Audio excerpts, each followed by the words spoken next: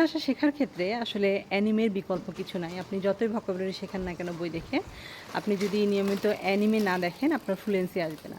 তো এই ধরনের ৫টি অ্যানিমে যারা একদম বিগিনার লেভেল তাদের জন্য ৫টি অ্যানিমে দেখলে ভালো হবে। প্রথমটি হচ্ছে চিজ সুইট হোম। এটি একদম ছোট ছোট শব্দ এবং খুব সহজ, বোঝা সহজ এরকম এই অ্যানিমের কথাগুলা। এটা একটি বিড়ালের কাহিনী, দেখবেন বেশ ভালোই লাগবে আপনাদের। দ্বিতীয় যেটা সেটা হচ্ছে চিবি মারুকো-চান।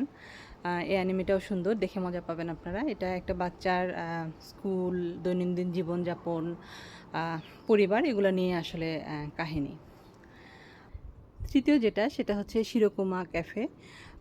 এটা একটি ভাল্লুকের ক্যাফে এবং এখানে বিভিন্ন প্রাণীরা আসে, তাদের দৈনন্দিন জীবনযাপনের গল্প, বেশ মজাদার কাহিনী, আপনাদের দেখলে ভালো লাগবে। তো যেটা সেটা হচ্ছে আতাশিঞ্চি। এটা একটা পরিবারের গল্প। এখানে বাবা মা ভাই বোন ৪ জনই আছে। এটাও বেশ ফানি, আপনারা দেখলে ভালোই লাগবে। এটা আমি যখন শেখা শুরু করি তখন এটা মাঝে মধ্যে দেখতাম। আর পঞ্চম যেটা সেটা আমার খুবই পছন্দ, এটা হচ্ছে শিনচ্যান।